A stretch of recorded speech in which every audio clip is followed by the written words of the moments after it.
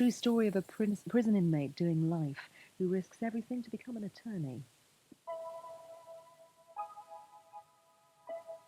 Here on BBC Two now, all eyes are on Dudley West as David Dimbleby introduces tonight's by-election special.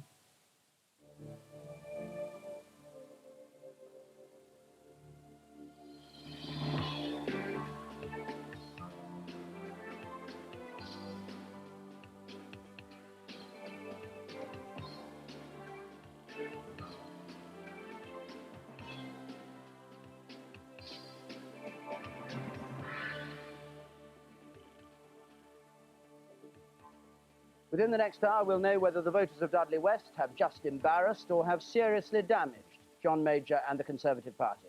We'll be discussing the result with politicians of the major parties. We'll be hearing from the voters of Dudley West why they voted as they did. But first, the midnight news now from Sarah Spiller.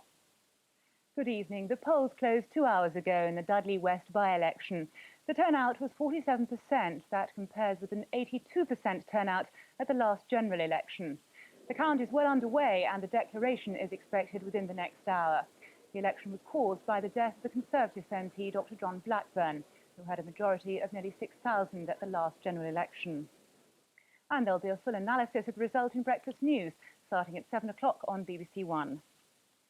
In 2 hours' time, President Clinton will call for a $60 billion tax cut designed to help Americans with child-rearing, college tuition and home buying. The scheme will be paid for by a major government restructuring and a freeze on spending. So President Clinton is back on the tax-cutting bandwagon, hoping tonight's speech can resuscitate his comatose presidency. Even friends suggest if it doesn't work, the Clinton years are effectively over. For while Bill Clinton has the mind of a new Democrat, he retains the heart of an old Democrat. Tax cut fever has infected both political parties in Washington, but unless the deficit is again going to balloon out of control, the politicians are going to have to come up with spending cuts as well. And at that point, Santa Claus can begin to look like Scrooge. Gavin Esler, BBC News at the White House. Ireland's new Prime Minister has said his top priority will be to continue the peace process in Northern Ireland. John Bruton's election comes after a month of political turmoil in Dublin, following the collapse of the previous coalition government led by Albert Reynolds. Later today, Mr Bruton will meet Gerry Adams at a session of the Irish government's National Peace Forum. President Yeltsin has given rebels in the breakaway region of Chechnya another 48 hours to surrender their weapons. The rebels' leader has called for high-level talks to try to end the crisis. Despite their considerable size and sophistication, the Russian army units have been blocked by ranks of unarmed Chechens on the approaches to Grozny. Mines lace the roads, deterring tank commanders from proceeding. Skirmishes continue in the villages surrounding the capital. The Chechens, though, remain defiant. Their resolve has perhaps caused President Yeltsin to consider the implications of an invasion of Grozny more carefully, with the apparent reluctance of his troops to continue with the operation. But then again, his extension of the deadline may be a maneuver to give his troops more time to consolidate their positions. Large differences in the clinical performance of NHS trusts in Scotland will be disclosed in official figures due to be released later today. The figures, which include deaths and readmission rates, will show that in some hospitals, heart patients are nearly twice as likely to die than in others. But officials are stressing that the figures need to be treated with caution. Today's figures will reveal some large and unexplained differences between the performance of individual hospitals. For the first time, patients and doctors in Scotland will see the death rates for heart and stroke patients, as well as other indicators, such as how many medical patients have to be readmitted. How are you feeling now? The figures will show that heart attack victims have a much better chance of surviving in some Scottish hospitals rather than others. But this may be because the hospital receives less sick patients. It could also be because ambulances are quicker at getting them there, or that staff are quicker at administering clot-busting drugs. Granada Television has been fined £500,000 for plugging commercial products on its weekday programme this morning. The Independent Television Commission said the programme repeatedly broke industry rules on sponsorship. This latest infringement was the programme's 8th in 2 years. Sports news now, and the Aga Khan has announced he's to race his horses in Britain again next year following a 4-year absence. He's already entered 24 horses for the 1996 Derby, all of which are likely to be trained at Newmarket. The Aga Khan pulled out of British racing in protest 4 years ago when his horse Ali Issa was disqualified after failing a dope test. But the Aga Khan has decided to bury his differences following the Jockey Club's announcement of changes to the dope testing procedures. The South African golfer Ernie Els is the early leader after the first round of the Johnny Walker World Championship in Jamaica. Els, the world number 3, shot a 7-under par 64 and heads the 17-strong field by 3 strokes. And he gets it. Among 3 players who scored 67 on the opening day of the tournament were Nick Faldo and here, Scotland's Colin Montgomery. Now look at the markets. The FTSE closed down 7 points at 29.73. And in New York, the Dow ended up 19 points at 37.65. Against the dollar, the pound was down just a fraction at 1.56.1. And against the German mark, the pound was also down a little at 2 marks 45.4. That's the news. Now back to David Dimbleby in the by-election studio. And that was Sarah Spiller with the news, and as she rightly said, there'll be analysis on breakfast time, but I'm glad to say there'll be some analysis in the early hours here on BBC Two Now of this Dudley West by-election. That's what we're here for. The Tories surrendered 7 seats in by-elections in the last Parliament. They won them all back again at the general election. So a heavy defeat tonight at the hands of Labour doesn't necessarily mean all is lost for the Conservative Party by any means. But if, on the other hand, support for the government is seen to be hemorrhaging, could spell serious trouble for John Major, just as he tries to reunite the party after the split over Europe and after the defeat on the full whack of VAT being put on domestic fuel.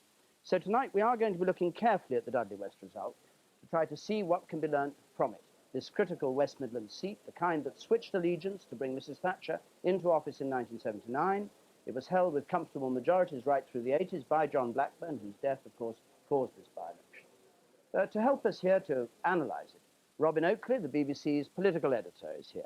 And alongside him, political analyst Peter Kellner to comment on the significance of the figures that we'll be getting. And Peter Snow will chart the rise and fall of political fortunes as the government struggles to remain master of events. Yes, well, we'll be looking hard at the Dudley by-election result to see what's happened to party support. And also our Swingometer will help us to follow the switch of allegiance between the 2 main parties since the last general election. How many of these blue Conservative figures can Labour turn to red in the next general election, which may not be that far away? And will Labour be able to match the kind of 12% swing they got in the European election 6 months ago in the general election? Or will the Tories recover between now and then? Thank you very much, Peter. We're also joined by 3 politicians, Stephen Dorrell, who draws the short straw, the Conservative Heritage Secretary, John Prescott, Labour's deputy leader, who's been smiling all evening, and Nick Harvey, the Liberal Democrats trade and industry spokesman, who's incidentally also just been installed as chairman of the Liberal Democrats campaign committee, people in charge of their campaign. And at Dudley West, at the Count, our own Steve Richards to tell us about the state of play so far. Steve, what do you have for us at the moment? Well, David, first of all, we can tell you what the turnout has been here. It's been around 47.3%, which is fairly low, but Labour are pointing out that it's not bad for a December by-election so near to Christmas. They say it's fairly typical. In fact, I was speaking to one of the Labour candidates, Minders, who said, well, if in Enfield they got 50.6% when Michael Portillo won a by-election in December some time ago, if we come around there, that would be fairly typical. Well, they didn't make that, but the turnout's there. Labour have obviously just before you leave that point, are the Tories taking comfort from a low turnout, saying it means our people may not have voted Labour but have stayed at home? Absolutely. You've guessed the line you're going to hear from them when we get the result, David. They're already saying, look, we're going to lose tonight, but a lot of our supporters just haven't turned out. They haven't rushed to embrace New Labour, as Labour are now calling themselves quite often. They've stayed at home instead. So that's going to be the Tory line. Whether it will hold will partly depend, I guess, on the scale of their defeat, because Labour are saying that those who did go out to vote have voted for them in big numbers. They're saying they could get about 66% of the vote here today. And what's your impression been of the way the voting's been going? Have you been out and about talking to people as they come out of the exit poll? Well, I shouldn't say exit, come out of the polling booth. Absolutely. Well, I think there are 2 points. First of all, the low turnout is interesting. There hasn't been a great deal of interest in this campaign. It could be put down partly to the proximity towards Christmas, but it has been a fairly low-key campaign. Labour have done a lot more than the Conservatives or Liberal Democrats, but have largely confined themselves to photo opportunities and early morning news conferences, rather than had held any rallies and gone out a great deal to meet the voters. And of push their own point of view. What they've done, and done well, is exploited the huge disillusionment that is here with the government itself. And all the people, and it's a lot of areas here are traditional Tory territory, are saying to me and to others that they're deeply disillusioned with this government. And that has been the theme of the by-election, rather than the big enthusiastic embrace of Labour. OK, Stephen, what do you know about when we're going to get the result? How far have they got in the Within the counting? hour, David. They're counting away here quite fast. The low turnout obviously means we won't have to wait that long. They're saying before 1 o'clock. Fine, thanks so much indeed. We'll be back to you. Peter, let's have a look at Dudley West and where it stands in the charts. Right, David. Now, this is a relatively prosperous seat in the West Midlands, the kind of seat the Tories in normal times should be winning, just west of Birmingham. There it is, right in the middle of our map there. And here's what happened in the April 92 election, held by the Conservatives throughout Mrs. Thatcher's and Mr. Major's administrations. John Blackburn with 34,700 odd votes in the last election in 92. There's Labour and the Liberal Democrats quite a way behind, but not that far behind. The Labour Party 5,789 behind, meaning that when you look at the share of the vote in Dudley, you can see what an absolutely vital marginal this is for the Labour Party. There they are, 8% behind, 49 to 41 in the last general election. They need a 4% swing, to subtract one from the other, you get 8, halve it, you get 4, a 4% swing to take this seat. And it just happens that that 4% is exactly what Labour need to get a majority of 1 in the next general election. So Dudley is an absolutely prime target for Labour. They want to win it, of course, dramatically in a by-election to be sure of winning a general election. Lib Dems, no hopers there, down to 10% in the general election last time. Not a seat for them. A vital two-party marginal seat. Now, what's happened since the general election, since that 8% Conservative lead there in the general election, what's happened in the campaign so far? Well, all we have to go on, of course, are polls. Take them or leave them, but they do, whether you believe them or not, show huge switches in support from Conservative to Labour. The first poll, December the 3rd to the 8th, and you can just see tucked away down there, NOP plus or minus 5%, so be very careful of these figures, but never mind, a huge gap. Labour up here, Tories down here, Lib Dems down the bottom. The second poll, a little bit later on, December 9th and 10th, there's the field work. That's when people will ask the question what they do in the by-election. 63% to 18%, a huge gap opening up here between Labour and the Conservatives. And the last poll, wow, 71%. This was a poll in the Birmingham Evening News for December 9th and 10th. A huge gap opening up here, and 11% the Liberal Democrats down the bottom there. So what you have here is a distance between Labour and Conservative that would, when you compare it with the general election, mean a swing to beat all records in a by-election, something like 32%. The best ever in the past is 27%. And down here, you have a possibility here, if this poll anywhere near right, of the Liberal Democrats perhaps taking second place from the Conservatives. David. Peter, thanks so much. Well, Robin Oakley, let's just cut through the figures for a moment and go to the politics.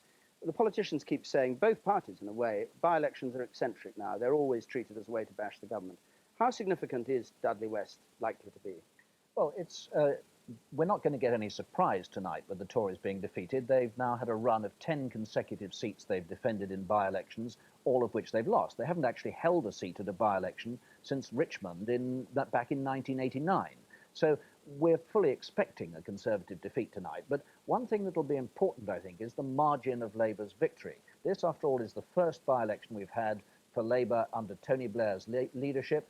All the publicity that we've had for New Labour, I think it'll be a key question as to whether Labour can achieve the kind of swings against the government in a seat where they start in a comfortable second place that the Liberal Democrats have been able to do earlier in this Parliament in 3 seats in Newbury and Christchurch. If the Labour can now get those sort of victory margins in seats like Dudley, then the government really are in deep trouble. And what would you be looking for Labour to go to bed happy? Well, Labour people have been telling me that they won't be happy with anything less than a 10,000 majority. I think a lot of them are secretly hoping for rather more than that, but the low turnout may be adjusting some of those calculations, I think. But significant perhaps that this is a seat, this is a vote coming up just a week after the government have had their troubles over a vote of confidence. The last time we had a vote a week after a vote of confidence was Christchurch in July 1993, when the Liberal Democrats got a swing of 35%. We'll be looking at the kind of swing that Labour can achieve in Dudley West. Right. And Peter Kellner, from the Tories' point of view, what would count as a result that they could live with, rather than a result that would have them all raising the question again of whether John Major was the right person to lead the party, whether they'd had any hope of the next election. Picking up what Robin's just said, if it is a 10,000 Labour majority, which he says Labour would be happy with, I think I'd be happier on a 10,000 Labour majority actually to be a Conservative Party manager than a Labour Party manager. Obviously, Labour will be pleased to have the MP. The Conservatives will be desperately unhappy with Parliament as it is to have an opposition rather than the government MP. But on the figures, a 10,000 Labour majority would imply a swing from Conservative to Labour, actually slightly less than the swing that Labour achieved 5 years ago in mid-Staffordshire, middle of the last Parliament. Now, if Labour can't do as well as they did at mid-Staffordshire, given that after mid-Staffs, the Tories won that seat back and they went on to win the following general election, I think the Tories would be not pleased, but be relieved. I think on this turnout, now we know the turnout, I would say 15,000 is more the critical figure. About 15,000, then I think Labour really does have cause to cheer. The Tories really do have cause to grieve. Just before we bring in the politicians, let's have a look at other by-elections that have been significant or have had an effect. And we keep hearing about mid-term blues and the governments brushing off by-election defeats and all the rest of it. It's true that defectors often return to the fold of the general election, but some recent by-elections have had a long-term significance in their effect on politics for both government and the opposition. Oswald O'Brien, Labour. 20,000. Just over a decade ago, just before the '83 election, Labour's victory in Darlington helped save Michael Foot's battered leadership. It did the opposite for his party, binding it to an unpopular leader and a manifesto later famously described as the longest suicide note in history. In effect, Darlington heralded Labour's long night in opposition.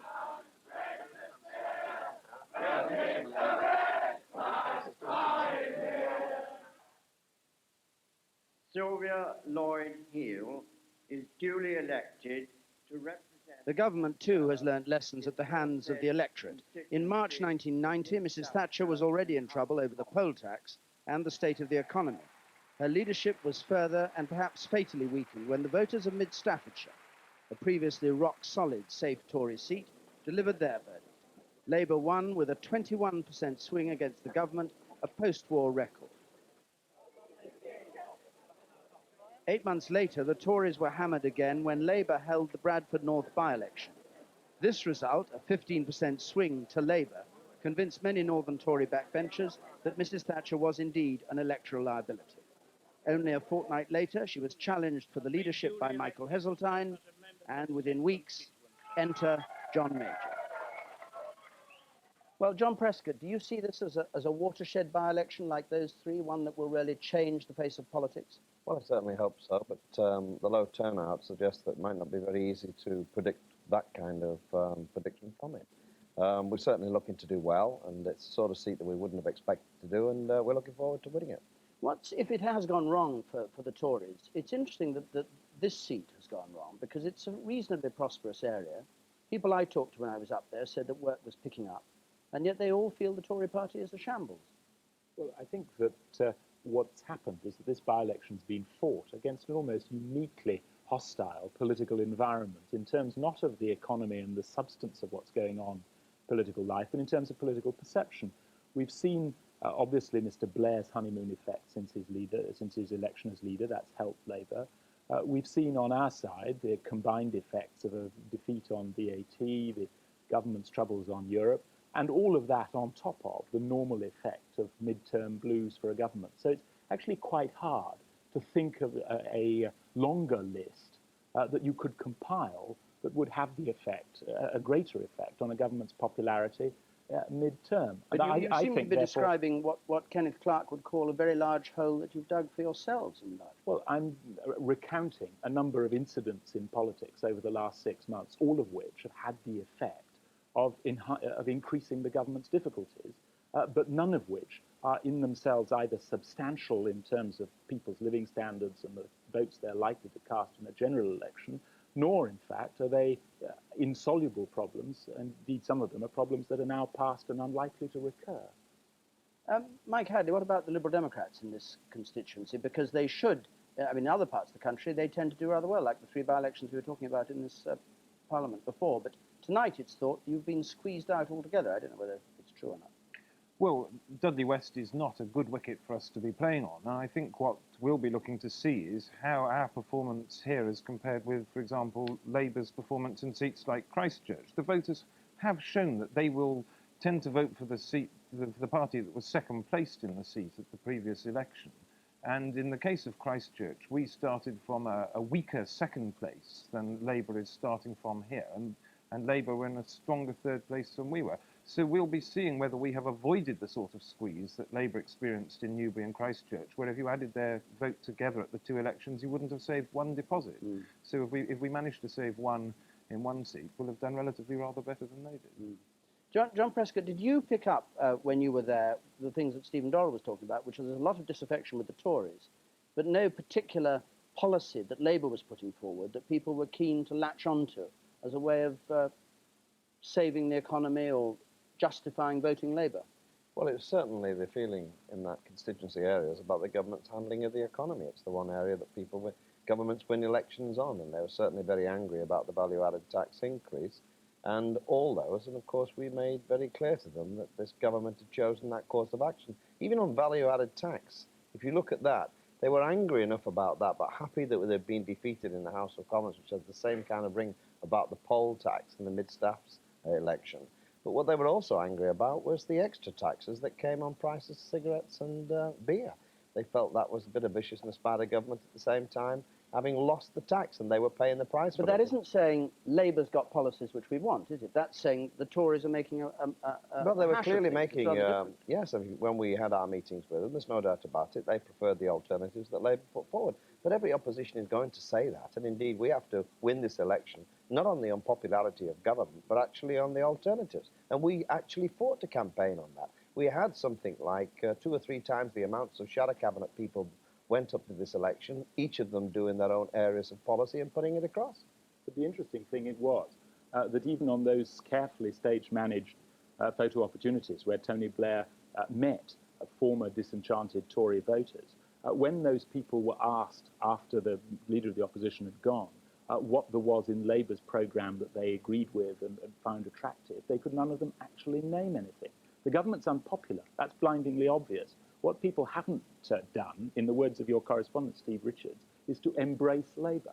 But why didn't you send anybody up to fight the corner? I mean, Labour had everybody up there. You had virtually nobody up there. Briefly, the Home Secretary. I could take that personally. I went up there, and Virginia Bottomley went up there. David Hunt went up there. So there was a range of 5. Well, that's 4 members of the cabinet, and there was a succession of people went up. Jeremy Hanley went up as well. To support, who was somebody who actually was an extremely good candidate. And I think there was all the newspaper reports I've seen of this campaign give the prize for the best, most credible candidate to Graham Postle. But Jeremy Hanley acquitted himself. Your candidate was never allowed to account for himself. But he didn't choose to account for himself very much. Well, that's something. Indeed, that's absolutely right. Took a Trappist view of by-election. That is rather an important commentary on that candidate. But your chairman distinguished himself by saying it was idle speculation that the Tories were going to win. Can't have done much good for the morale of the Tory voters. The Tory party's position right through this campaign is that we've been in it to win, but we of course recognise that we live in the real world. We're an unpopular government at this stage, and in a critical marginal seat, to be fighting against this background of unpopularity is an uphill struggle. Nick Harvey, can I reintroduce you as Nick Harvey instead of Mike Hadley, the Liberal Democratic candidate I gather I did before? What do you make of this? Because do you think that the voters are making a clear choice? Or do you think that what Stephen Dorrell says is right, that there's a lot of confused things which he implies can be sorted out by the next election? Bad news for you if it's true. Well, Labour has won by-elections before. We were looking at mid-staffs earlier, Monmouth and others. I mean, it's not utterly unique for votes to go directly to Labour at mid-term by-elections. I think the low turnout suggests that Labour hasn't really seized the imagination of the good burghers of Dudley West and turned them out in droves. But that having been said, the Conservatives clearly are in very serious trouble, and losing a seat that they're going to have to hold at the election is not going to be good news. It's quite a classic seat, though, in regard to the Maples memoranda here. If you look at this constituency, it's got more than average home ownership, more average car ownership, very wealthy kind of constituency, very low unemployment. It's the area where the feel-good factor should be quite good, but it wasn't, and that's what Maples was saying, that people don't believe what the government are telling them about the economy, and that's the essential fact in this election. All right, let's have a look at this by-election campaign, because now that the polls have closed a couple of hours ago, we can report on how it all went. It was an election clearly fought against the background of turmoil. Stephen Dorrell has conceded that. The government defeat over VAT on fuel, rumours of threats to the leadership of John Major were damaging.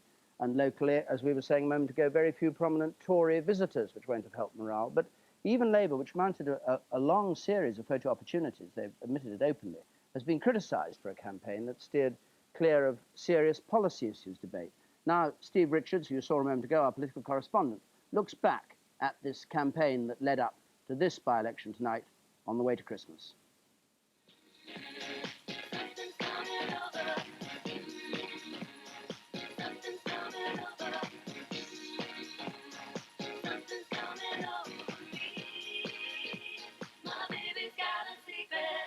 For some potential voters in Dudley West, the best-kept secret has been the by-election itself. Christmas entertainment in the Maryhill shopping centre has been a more compelling attraction. Anyway, it's been a low-key campaign, making Santa Claus a more accessible figure than many of the visitors from Westminster. This vast shopping centre, supported by a futuristic monorail system, epitomises the changes which took place in the constituency during the 1980s. Believe it or not, this used to be a site of an old steelworks, but now there isn't much manufacturing industry left. Instead, this has become a barometer constituency, strongly conservative as it prospered in the 1980s, but the sort of seat Labour must win if it's to have any hope of a general election victory. For now, there was nothing but gloom for Conservatives as they anxiously awaited a rare visit from a cabinet minister. Their campaign headquarters was at a safe distance from voters on a trading estate. Nice to see you. As with all Conservative news conferences, disarray at Westminster was all that mattered. Mr. Howard spent most of his time answering questions on divisions over Europe, before going on to offer an unlikely clarion call. Yes, the government was unpopular, but it was the voters' fault for not paying enough attention. The unpopularity is down to the fact that people are not focusing on the damage which would be done to this country if the policies of the Labour Party were to be put into effect. And then he was gone. The journalists have been hostile, but if he had been exposed to any voters on a walkabout, there'd have been more so. Still, at least Mr. Howard turned up, which is more than most cabinet ministers did. Good afternoon, Mr. Dudley. Yes, Those Conservatives brave enough to meet the voters faced a thankless task. Yes, I'm your Conservative candidate. No, I don't think so. I think I'm going to vote Labour. But the state is government's in at the moment. No, thank you. Okay, well, thanks for your time then. Okay, bye-bye. All this leaves another Conservative by-election candidate musing that his big political chance just came at the wrong time. If people have in any way moved their votes, it is with a heavy heart. They're not happy with what they see. And if people have switched votes, I'm confident that as the policy effects work through, as the economy continues to improve locally and nationally, those voters will be returning to the Conservative fold. And Labour haven't exactly had to say very much to persuade Tory voters to leave their traditional fold. They've been strong on photo opportunities, but short on substance, as the stars rolled up to support their candidate.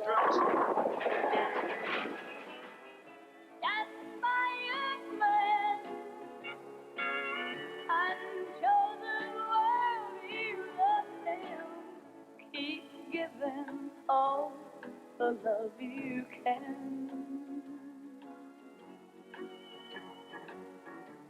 Stand by your man. And in the middle of this blitz, a real issue. Labour made the most of their role in the government's defeat over VAT on fuel. Another nail in the coffin for the Tory campaign, but none of this addressed the wider issue of the positive reasons for voting Labour. And when asked, the Labour candidate couldn't give much of an answer either. Well, you've got to bear in mind that there are a core of Labour voters in Dudley West who are extremely angry, and I'd like to pick up the point that there are people who want to turn out and to give John Major a bloody nose on Thursday night. But they are clearly also saying to this saying to us that they like what they've heard about Tony Blair so far. I don't think voters on the doorstep are fully aware of Labour's policies. The Liberal Democrats have suffered nationally from the projection of Tony Blair and New Labour, but they never had much of a chance here anyway. In contrast to recent by-elections, where they were the main contenders, Paddy Ashdown could do little more than contemplate an alternative career. If I could have played a musical instrument, I wouldn't have gone to politics. It must be more fun in doing what you do than there certainly is in the House of Commons where I am. At the moment, people just want to hit the Tories hard.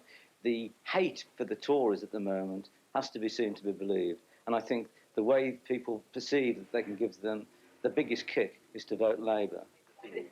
Even if the voters don't have much clue about Tony Blair's policies, Labour was so confident of victory that at the end of the campaign they produced with a flourish a group of ex-Tory voters ready to sing the new leader's praises. I think Tony Blair has a strong character, and I think he's got the brains. There you go. And I'm not flattering. I don't wish to embarrass or flatter you, Tony. I think you've finally made a politician blush, which is And when you were talking about the health service... But will they be as flattering by the time of the general election? Tony Blair concedes that this is the fundamental question arising from the by-election. It's going to be about whether people are prepared to come and support the Labour Party, today's Labour Party, what we stand for, what we believe in, and whether they will hold with that, not just through a by-election, but through to the general election as well. So it is important for us as well as the Conservatives.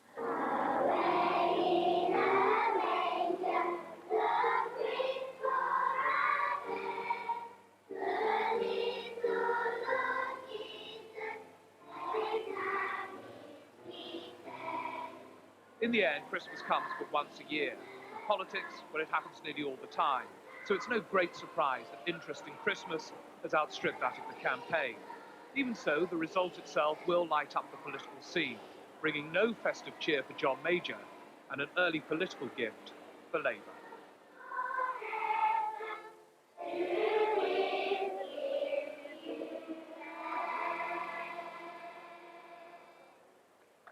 That report by Steve Richards. Well, now we're joined by what are called the minders of the two main candidates, the MPs already in the House of Commons who look after them during the campaign, Anthony Coombs, who was looking after the Tory Graham Postles, and Jeff Rooker, who was looking after the Labour candidate Ian Pearson.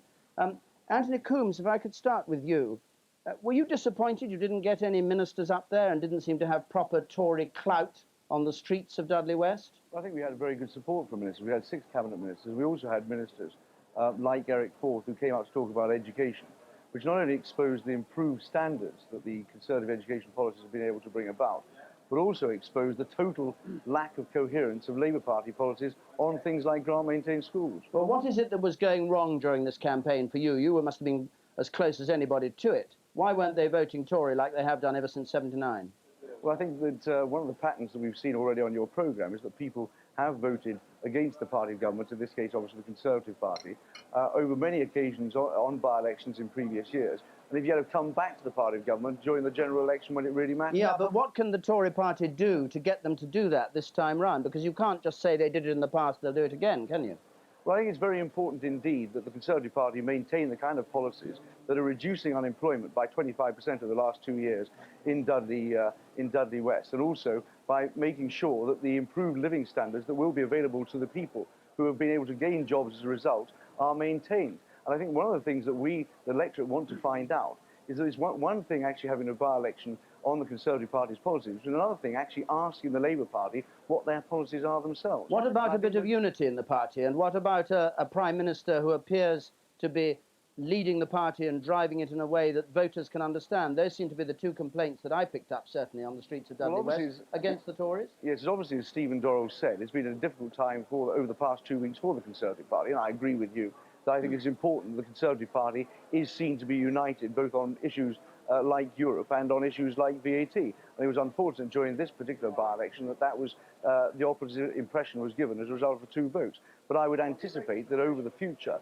when the policies the Conservative Party is putting together on the economy, on health, on education are seen to be coming right, that the unity of the Conservative Party in Parliament will be improved, and that will become evident to the British people. So do you blame in part, or maybe in whole, the Tory party for inflicting this damage on themselves tonight?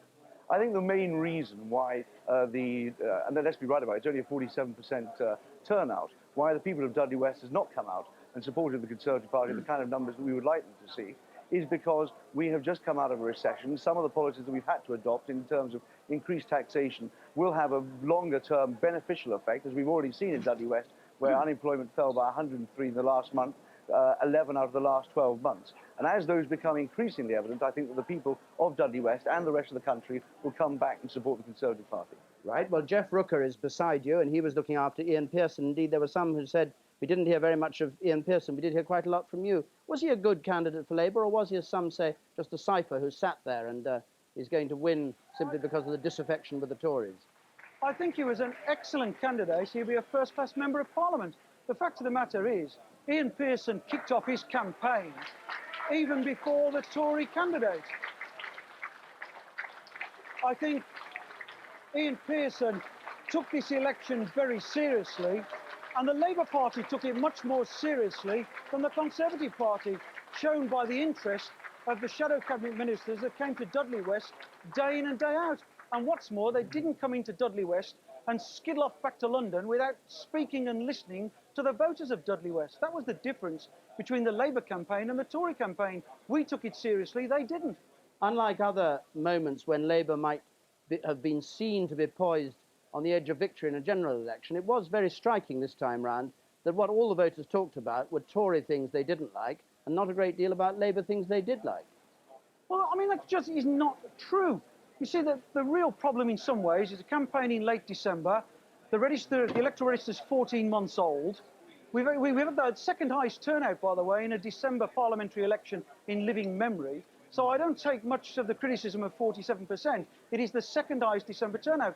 The voters were talking on the doorsteps, in the factories, the offices and the shops, to our candidate and our shadow cabinet ministers who visited them, about their aspirations for the future and how what Labour was saying and talking about met with their own aspirations. So you think Labour was strong on policy? It wasn't just a love affair with Tony Blair? No, absolutely strong on policy. I can quote chapter and verse of what was put forward by the Labour cabinet, shadow cabinet ministers day in and day out, and our candidate, and the visits they made to listen to the people of Dudley when the press wasn't there in the early part of the campaign, that would make your ears burn, Mr. Dimbleby. Make them. Well, first of all, I don't know how often you came to Dudley. There was the house building regeneration programme put forward by Frank Dobson.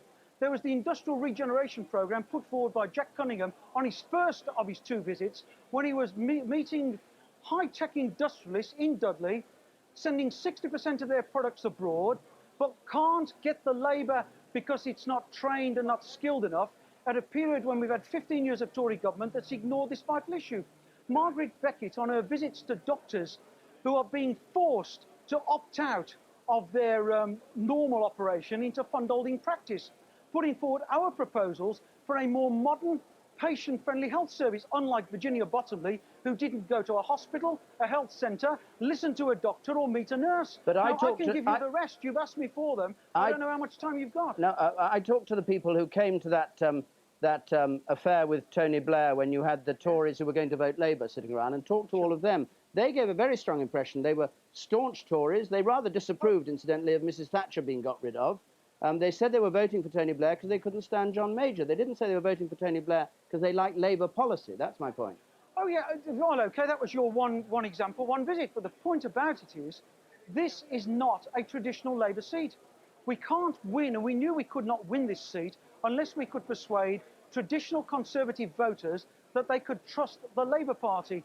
Now, those people who met Tony Blair the other morning, we did not know what they were going to say to Tony Blair. All we knew from the doorstep when we'd canvassed them, that they were lifelong Tory voters, fed up to the back teeth with this shambolic government and who felt betrayed by this government, and who were willing to explain to the new Labour leader, putting forward new Labour policies, what their aspirations for the future were, and to see where the convergence with what their hopes and aims for the future were they converging with what Tony Blair was saying.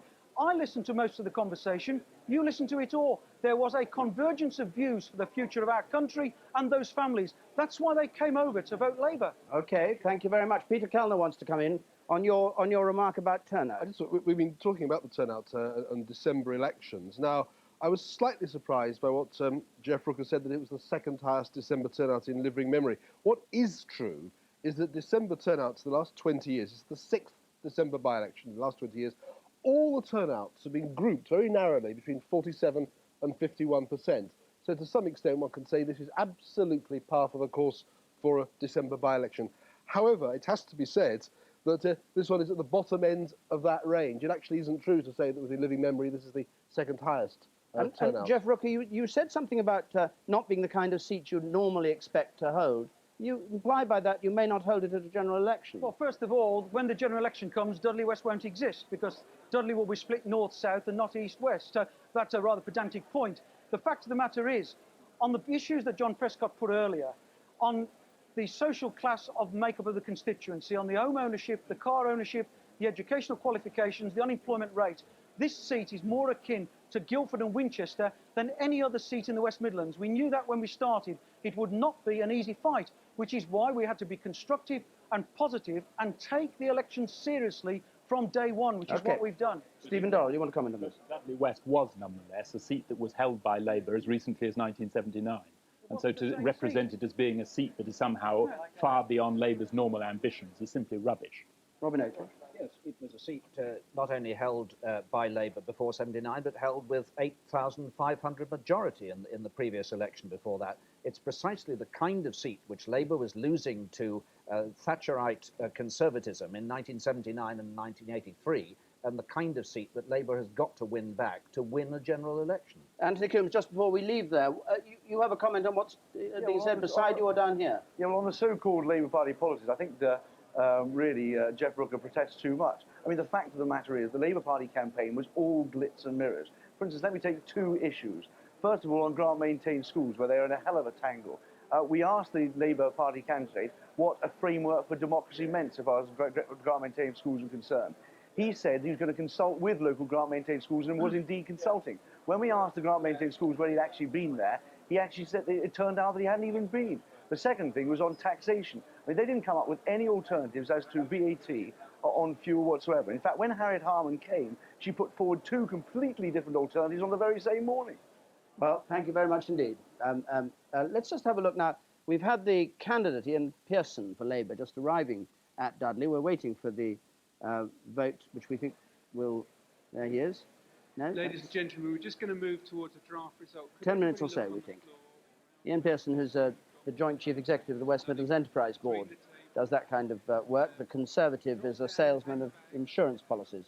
And he's a 35-year-old Ian Pearson, married with a couple of children, and likely to be the Labour candidate for Dudley West, but only until the general election, we're told, Peter, because come the general election, it's going to be Dudley North or Dudley South. I don't know which he'll get. But a lot anyway. of boundaries will change, because we've got to bear in mind there just could be a step election, and the boundaries might not have changed by then. It might be, what, 3 or 4 weeks' time? Who knows? Now, what about, you never know. Supposing everything early January election. Everything collapses under Mr. Major. Let's look at the state of party support in the country as a whole, as measured by the opinion polls. Now, these are the raw, unadjusted figures. There's the general election back there. Mr. Major won it quite comfortably. But look what's happened to the Conservative vote, the Conservative support as measured by the opinion polls, unadjusted, completely raw, not adjusted for any bias against the Conservatives. There's the latest gallop up there at 61%. There are the Tories down there at 22%, a record gap between Conservative and Labour by any measurement. Now, since the general election, the pollsters have been looking at the way they've been taking polls from people, been surveying opinion.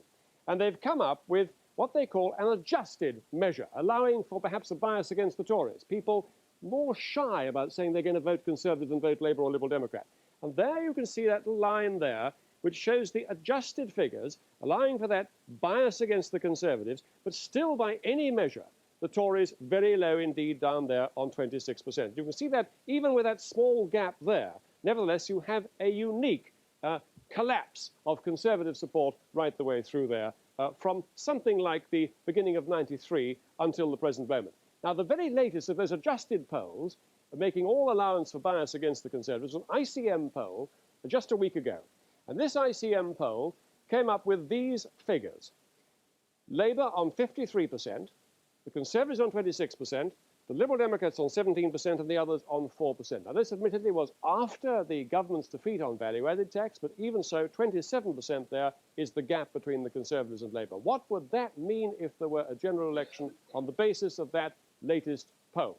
And here we have the chamber of the House of Commons. Let's go through the doors now and see just what would happen and how dramatically the pattern of party representation would differ from what it is at the moment. There are the opposition benches over there. And on these opposition benches, on the changes in that latest ICM poll, Mr. Major would be on the opposition benches with 103 MPs, 103 Conservatives. Beside him, Paddy Ashton, remember 20 Liberal Democrats elected in the last election with 41. Even though the Liberal Democrats are down in the polls at the moment, the Tories are down much further, so some Tory seats would go Liberal Democrat, 25 others over here. And here's the 326, the magic figure you need for an overall majority on the government side. Where would Mr. Blair's Labour Party be on the government benches if there were a general election on the sort of measures the polls are suggesting at the moment? Right the way through the winning post, 482 Labour MPs, and that would mean when you add all the opposition up together that there would be 169 of them, 482 in the government, and the Labour majority will be 330. Now, of course, that won't happen. There will be a Tory recovery, no doubt, between now and the election, but that's a very, very strong base, David, for Labour to move off from. Thanks so much, Peter. Well, we're joined now by Bill Cash, the MP for Stafford, down at Westminster. You're smiling because you've just heard the scale of Tory defeat at the general election predicated on the present polls, I assume. No, I'm smiling because of the absurdity of these descriptive diagrams that we get, which bear absolutely no relationship whatever to what's going to happen. Well, let's talk about what may have happened at Dudley West. Some people would say that you, admittedly, you didn't lose the whip, but you are the gang of anti-Europeans who caused all Major's trouble and the Tory party trouble at this election, and that's why they've done so badly. Well, that's the sort of remark that I expect from you, actually. The fact is that by no means at all am I anti-European. I voted yes in 75, again for the Single European Act, European Economic Area. I supported our European candidates extremely vigorously during the European elections. And in fact, the idea that it's disunity that's causing this, I think is a grave mistake. I think the real problem is the fact that if you look back to Black Wednesday, massively high interest rates and the exchange rate mechanism, which was followed by people having to go on to Social Security and all that sort of thing, massive increase in public sector borrowing up to 50 billion. We then had to reimpose taxation, which broke our tax promises, in order to be able to reclaim the amount of money that had been lost. And that, in fact, includes this attempt to double the gas and fuel, because that was imposed, or was going to be imposed, for that reason. So it's actually a breaking of tax promises, disillusionment and lack of trust that's caused the problem, which I think we will recover from. And for this very good reason, if we don't go back into this idiotic exchange rate mechanism, if in fact we do maintain the recovery, which is the result of coming out of the ERM, which is doing brilliantly well at the moment, both in my constituency and, as we heard from Anthony Coombs, also in Dudley, then I think we'll find that we will regain the confidence of the electors, but we must have a policy on Europe, which is in fact going to help us both to stay in Europe, to work effectively within it, but at the same time to make sure... Who do you... No, wait a minute. No, because you've gone on a long time. I want to put another question to you, because I know you enjoy them. Just to make sure that we do actually win on a sound basis, because the Labour Party are up to their eyes in the ERM and everything goes with it. Do you blame John Major or Kenneth Clarke for all those tribulations that you've so vividly described? Well, I mean, one only has to look at the facts, and I think we need to, as I said in an article in the Times recently, to come clean. I think a little bit of humility probably will be required in order to make sure that we don't make those mistakes again. Humility from, not from you, clearly, but from whom? Well, I think that it would be good to admit that we had made a few mistakes, that those mistakes are now out of the way, that we are, in fact, now going to rebuild on true Conservative and Tory principles the sort of policies that will gain the respect of the electorate. I think we can do that very easily indeed. And is the first step towards that getting the 9 back? Well, I think it would be very helpful, and I do hope that that happens by the time we come back in January. Just one other thing I would add, actually, is this. When people talk about disunity leading to difficulties, curiously enough, when we had the elections, the county council elections last year, when we were in the middle of this sort of Maastricht saga, in fact, in my constituency, we won all the county council seats in my constituency. If you look across the country, and it also applied, by the way, to the other Eurosceptic seats as well. If you look across the country, in fact, exactly the opposite happened in areas where people have been pursuing policies which were Europhiliac.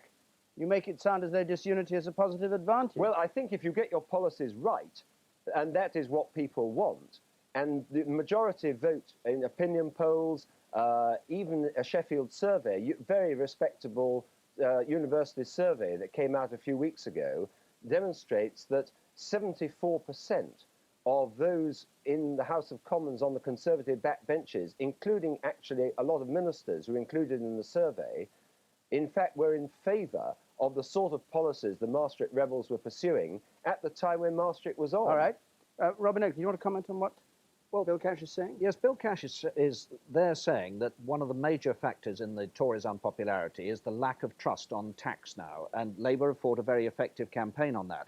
He, like a lot of other Tories, seems to be putting his faith in the idea that if the Conservatives can deliver tax cuts, the Chancellor in his budget next year, then everything will come right for the Tories. But we can't any longer be so certain of that, I think, because those tax cuts, when they come, are going to be so discounted. We'll all have been talking about them for so long. The country's going to be bitterly disappointed if there aren't huge tax cuts then, but it may well say, well, hang on a minute, because this is a government that's been putting up taxes.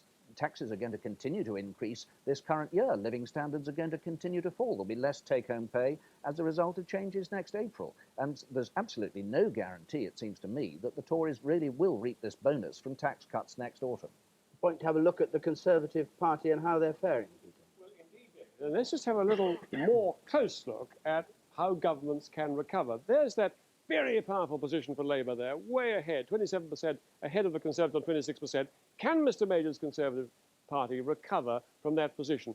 The answer is yes, it has happened in the past. You can get up from the mid-20s up to a sort of 40%, 42% winning position. Take, first of all, Jim Callaghan's government, June 77, equivalent time in that parliament, right down in the doldrums on 34%. He managed to put on just 1% between then and the next general election in 1979. But at least go up. Here's Mrs Thatcher, equivalent position, February 1990, middle of the poll tax protest, 35%. She managed to put on, with Mr Major's help, of course, he took over the party, 8% between then and the general election of 92. So that was a big increase for the Conservatives. There's Mrs Thatcher in February 86, 30% there. By the time of the 87 election, 13% advance. Mrs Thatcher at 27%, very nearly Mr Major's figure there in January 82. Between January 82 and the 83 election, with a bit of help from the Falklands War, an addition of 17% for Mrs Thatcher's Conservative Party. So there's Mr Major on 26%. If he can get something like 15, 16, 17%, he could be within reach of that 42, 43% you need for victory. But do bear in mind one very important thing. No Conservative Party, no Labour Party in government has been so far behind for so long in the polls as this Conservative Party. There's the 40% you need to be within reach of for a general election victory. And here's what's happened to Mr Major in the last couple of years. Now, these are the averaged adjusted figures. Again, most favourable possible figures for the Conservative Party. Even on those adjusted figures, that is a unique disaster for the Conservatives. The nearest we've had to that is Mrs Thatcher between 1980 and 1982, when a rather similar pattern of low public support was traced out for the Conservative Party. But look at one very important difference. Mrs Thatcher was up against Michael Foot's Labour Party. There's Michael Foot's Labour Party. Look how little of an opposition the Labour Party was. Of course, this was the time of the SDP alliance. People weren't then deserting the Tories for Labour. They were going to the SDP alliance. Mr Major, on the other hand, has Tony Blair as his opponent, and a Labour Party which, watch that red line there, goes soaring up from way back there at the beginning of 93, up here now to 53% in 94. What's happening is that people are leaving the Tories, and apparently, so they're telling the pollsters anyway, going to Labour. Very dangerous for the Conservatives. What I'm not quite sure, Peter, is whether your first one, which shows that the Tories can recover, is the one that you believe, or the second one, which shows that they can't. Well, clearly, you have to look at all the figures. The Tories can recover. Any government can recover from a very low base like 25, 26%. But the danger for the Tories is it's been there so long at that level. And that is quite unique in history. And also, it's not the Liberal Democrats who are in opposition this time in true fact. It's the Labour Party. And that's why it's so dangerous for the Tories. John Prescott, can the Tories recover? Well, I think you can show a lot of evidence to show after these by-elections they have recovered. I mean, that's what we're seeing here. But I think there's an awful lot to be said that they're very low down. And I think one significant factor that's taken place, it points out that the Democrats, the SPD, and all those people have been playing a part in this, have affected Labour's votes. And I think many of those people have returned now. And if there's anything aspect of the new Labour Party, it's that they feel more confident to return to the Labour Party. And I think that's the significant factor. And 15 years in power, people think these are tired, out of ideas, and want changing. And I think that's a significant factor. Stephen Dorrell?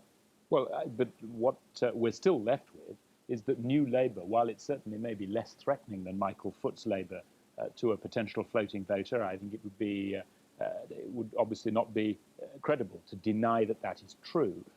It's maybe less threatening, but it's still not convinced any significant proportion of new voters what it stands for. We're back to the lesson.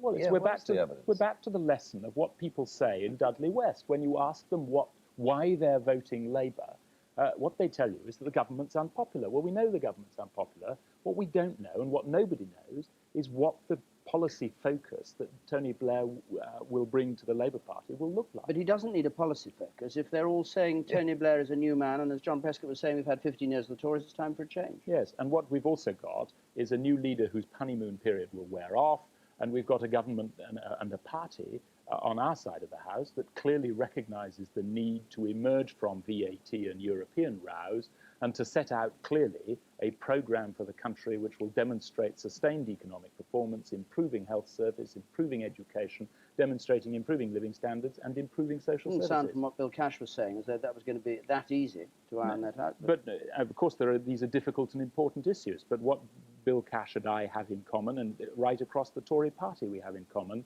is a commitment to emerge from the difficulties which have obviously we've encountered and to put forward a coherent, clear strategy. Nick Harvey, the implication of all that is that the Lib Dems are the ones who've really been squeezed here, and New Labour has pushed you to one side. I mean, on Dudley West, for instance, do you expect to push the Tories into third place and come second, like Paddy Ashdown said, or do you think that's just a whistling in the dark? I think that's unlikely. We'll have to wait and see on that. But it does look as if we will at least have saved our deposit and have done better in equivalent circumstances than, for example, Labour did in earlier by-elections.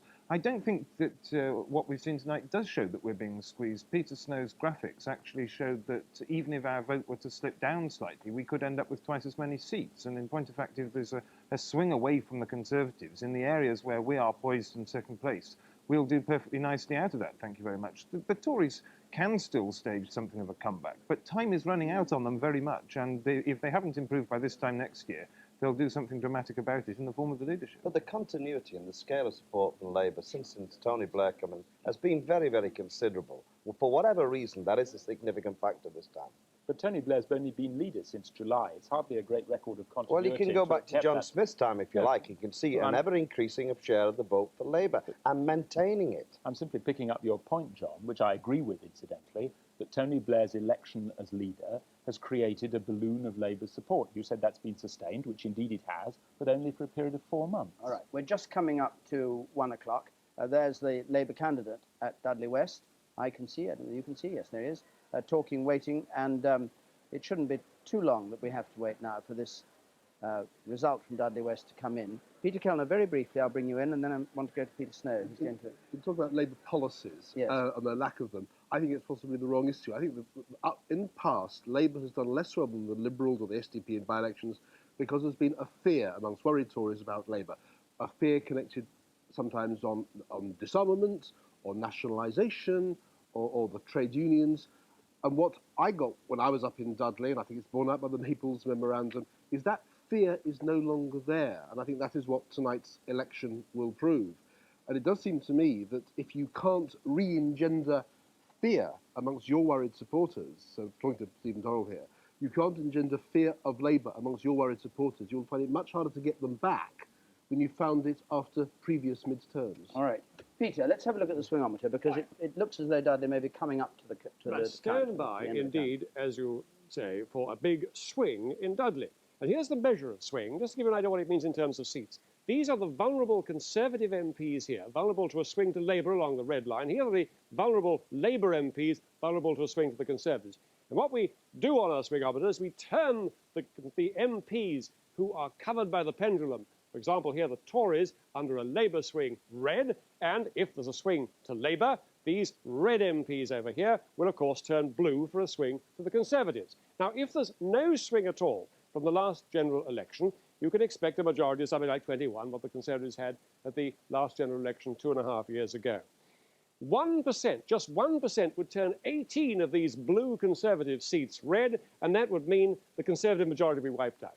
What Labour need for an overall majority is about 55 of these blue seats to turn red. A 4% swing would be a Labour majority of 1. And just tucked under the pendulum there is Dudley West, an absolutely critical seat, 54th most vulnerable Conservative seat. That's one Labour have to gain in the next general election.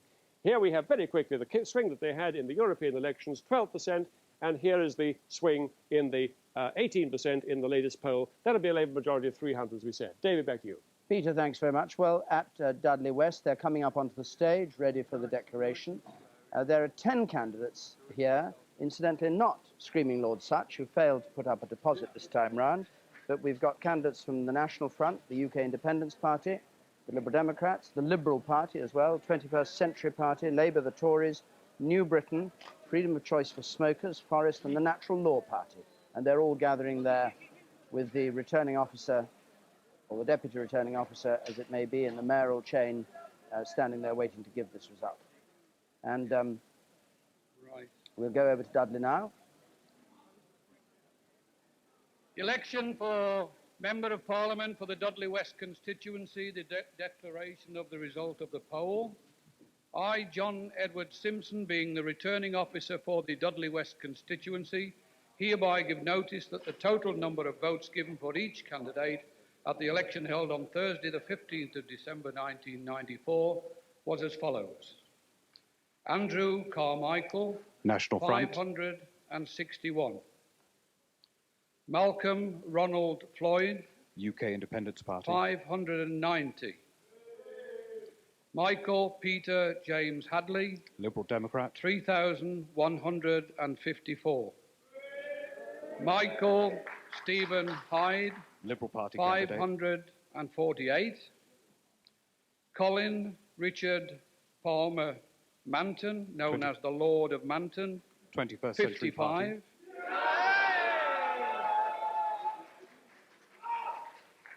Michael Henry Natras, New Britain. 146. Marjorie Diana Nicholson, 77. Freedom for Choice of Smokers. John David Oldbury, Natural Law 70. Party. Ian Perez Pearson, Labour. 28,400.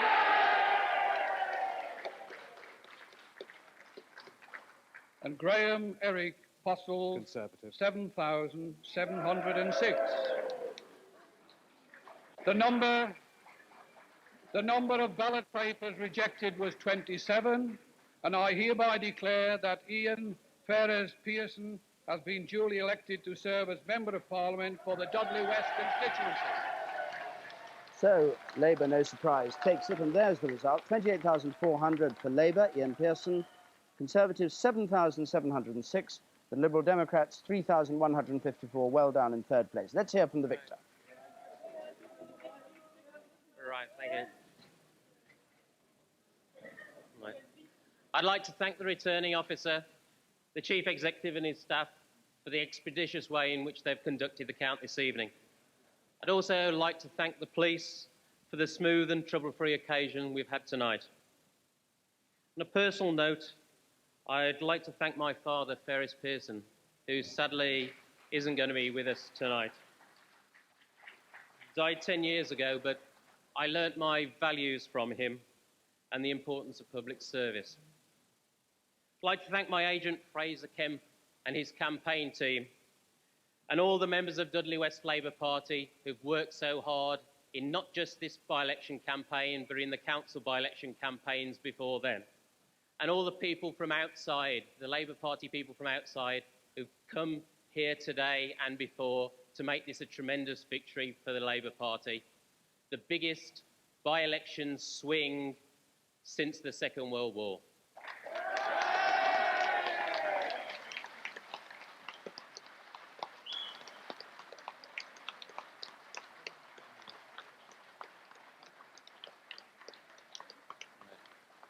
Tonight, the people of Dudley West did not just confirm how despised and ridiculed the Tories are, they chose in huge numbers to register a positive vote for New Labour under the leadership of Tony Blair. The people of Dudley West have spoken for the nation. They have brought closer the end of this discredited, shambolic, tired, sleazy government. Labour's victory represents a huge shift occurring in British politics. It shows that the Tories have lost the trust of the British people. It shows that the tide of politics is flowing irreversibly towards Labour. But this victory does not mean that we can sit back and expect to be handed the next general election. We cannot be complacent. We still have a long way to go. We must continue to work for the trust of the British people if we're to make sure that we win the next general election. Tonight's victory, however, speaks louder than any poll, louder than any speculation. It represents real people, angry people, betrayed people, people saying things don't have to be as bad as this. That is why they support the path set out by Tony Blair and New Labour.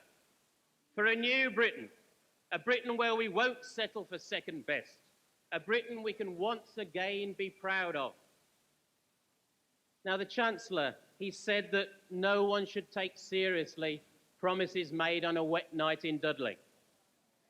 Well, my message to the government is that the people of Dudley expect in Dudley West there with a huge majority, a record swing, almost the largest swing this century in a by-election from Conservatives to Labour. Let's have a look at the result in detail with Peter.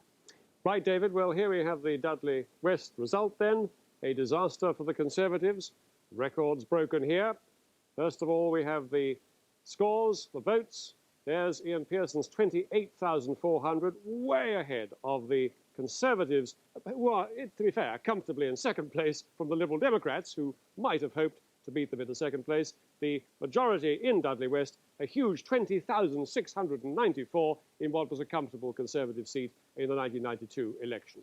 And the share in Dudley West, huge pile of votes for Labour, 69%, very nearly what that latest poll was suggesting, 69% ahead of the 19% for the Conservatives, 8% for the Liberal Democrats, and the others on 5%. And the change that represents on the general election in this comfortable Conservative seat last time, now a hugely safe Labour seat, plus 28% the Labour vote, minus 3% the Liberal Democrats, and minus 30% the Conservatives. Now, in order to find out the swing, you add the Tories to Labour's, you add Tory minus to Labour's plus, you get 58, you divide by 2, and I think you get 29. Something like that. That is a record swing, with one extraordinary exception. Something happened in Liverpool, Wavertree in 35, but the real record was Putney in 1934, 27%. This one beats all records, plus 5% the others. Let's just have a look now at the story of Conservative contests over the last period since the 43% John Major scored in the general election 2.5 years ago. Down 29% the Conservatives were in Newbury. The Lib Dems won that one. They were down a record 32% in the Christchurch by-election in July last year. The Liberal Democrats walked away with that one as well. Then we had 21% down in the 6 by-elections before this one. This year, that's an average of drop of 21% in those 6 by-elections. Pretty hopeless seats for the Conservatives, except for Eastleigh, of course, which the Liberal Democrats also took. Down 15% on their general election, 43% in the Euro elections.